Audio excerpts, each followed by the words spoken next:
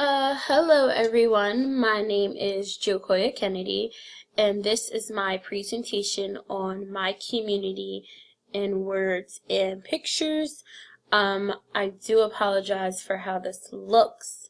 Unfortunately, Screencast-O-Matic will not let me cover everything, so, we're just making do with what we can. So, I am from Downingtown, Pennsylvania. Well, I'm not from here, but this is the community that I live in now. I live in Downingtown. It's about 43 miles west of Pennsylvania. So, it's pretty close to the city. I commute there a lot. So I just wanted to share with you some pictures. Up in the corner we have Victory Brewing Company. I'll talk to you about that later. There's another picture at the bottom of kind of like downtown Downingtown, as well as Marsh Creek where you see the boats. I love going there. It's absolutely beautiful in the summertime. And then there's also the annual Christmas parade, but I'll talk to you about that later as well. So I just wanted to share with you some pictures just so that you guys can get a better idea of the community that I am in right now. So just wanted to give you a couple of fun facts about Downingtown before we get into all of the really big quality of life information. So just some fun facts. The median age in Downingtown is 10% lower than anywhere in Pennsylvania. And then we also have the Downingtown Log House in Pennsylvania, or in Downingtown, excuse me. It's a 1.5-story home, and it was built in 1701, and it's actually a part of the National Registry of Historic Places. And then also Downingtown is a very safe place to live, just in case you're looking for a new place to move to.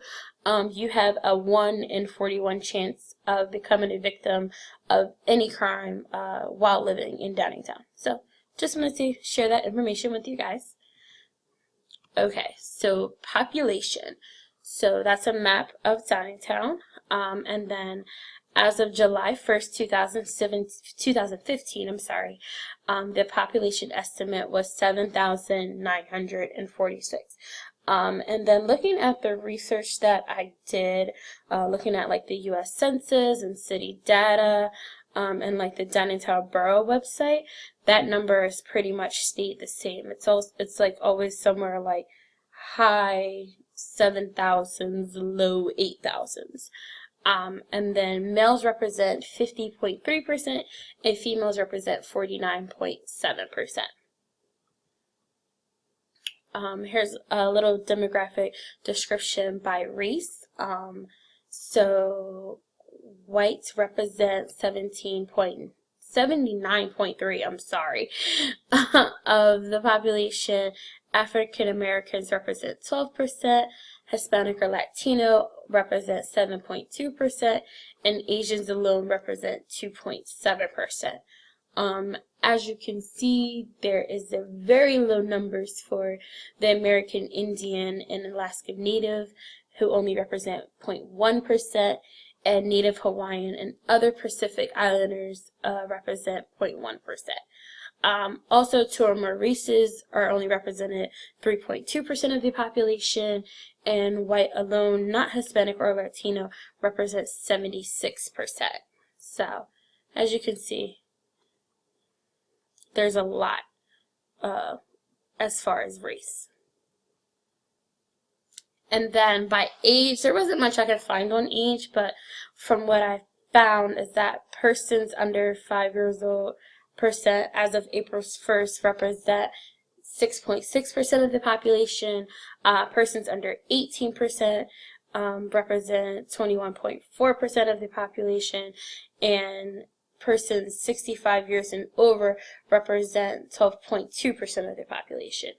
And then on city data, I found out that in 2014, the median resident age was 35.9 years, which I found to be really interesting just because I feel like there are more of like seniors that live in Downingtown, but I mean, I guess according to this, there might be more middle-aged people. So here's just a little graph of the demographics that represent like the statistics. It kind of just shows you information for Downingtown, Pennsylvania, and then the nation as a whole. I just found this really interesting, especially the male to female ratio, kind of how it's like dead even. And then the median age is kind of, we're like very close to like the national average. So I just wanted to share this with you guys. I just thought it was really interesting.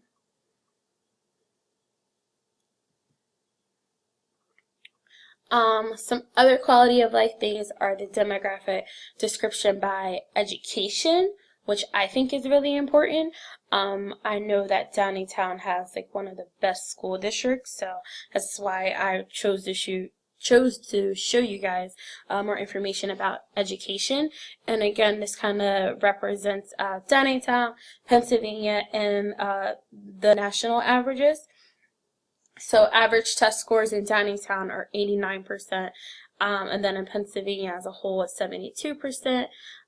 Again, student teacher ratios are the same across the board. We only have 11 public schools and 7 private schools, but I mean, I still think that's pretty good. I know there's like, off of the top of my head that I can think of, I know there's like 3 high schools in Downingtown, and I know they're all really great. Excuse me. Something else that I wanted to share with you guys for another quality of life information is like the crime rate, just because like I think their crime rate is really excellent, especially compared to Coatesville, which is about like 10-15 minutes away from Downingtown. I know they have a higher crime rate than Downingtown, and I just find it so funny that it's just like the cities are only a few minutes apart, but yet like their crime rates are so different.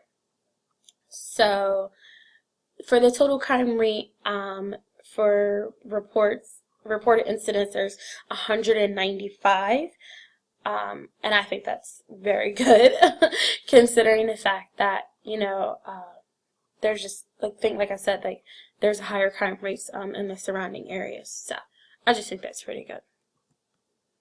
And this is more of a demographic description by crime. As you can see, there are no reported incidents of murders or rapes in Downingtown, compared to there's like 5.1 of every 100,000 people, I think it is, in Pennsylvania. So 0. So I think that's pretty good. There is a lot more like property crime things that go on in Downingtown. Not too sure what that's about, but I mean, I guess every city has some sort of crime going on. So, okay, so here's a little information about our formal institutions, which I found really interesting and really helpful. So the first one that I want to talk to you guys about is the Coca-Cola Bottling Company of Chester County Incorporated. It was first like started, and I believe it was started in Coatesville. It did start in Coatesville in 1918. I remember this because me and my dad were just talking about this on vacation. So it started in 1918, and then they moved from Coatesville to Downingtown in 2010, and then that's when they changed their name as well, just because they were expanding out some more areas in Chester County besides Coatesville and Downingtown. So that's when they changed their name. The other one I want to talk to you about is Victory Brewing Company. Victory Brewing Company is obviously a beer brewer. It started in 1996. It's very, very, very popular.